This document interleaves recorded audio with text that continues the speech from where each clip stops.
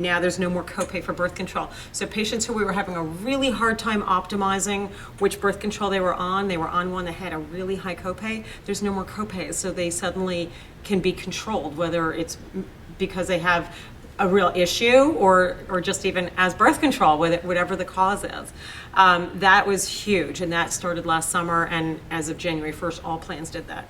Now I have patients some of them who have been able to get coverage they couldn't before. So I've had patients who knew they had hepatitis and didn't come in for treatment because they had no coverage.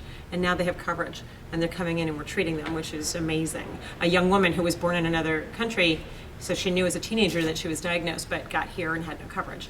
And now in her 20s, I'm treating her.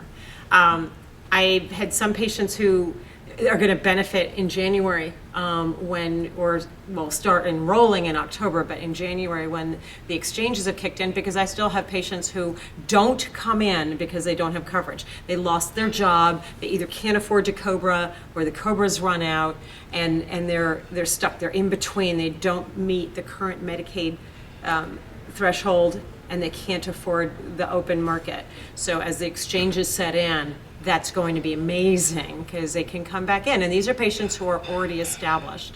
The big fear that I'm having as we're talking about open enrollment, and up until now, I've been able to argue back when the criticisms have come in, oh, you're going to bring all these 32 million people in, who's going to take care of them? And I've always said, well, we have funding for that in the ACA. It's expanding graduate medical education, in particular for primary care.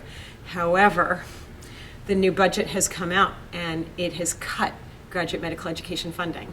And this is a huge issue because we already have a shortage of primary care physicians, and we know from past that when graduate medical education is cut in terms of the amounts, what academic medical centers do, because they want to maintain their status in research, is they cut primary care. We lost 71 residencies in primary care from 2003 to 2013. We got 9 new ones last year. I'm very afraid of what's going to happen going forward if the GME funding is not restored in the budget. It's a crisis that is going to be upon us. Because what is the good of having insurance if you have no one to take care of you?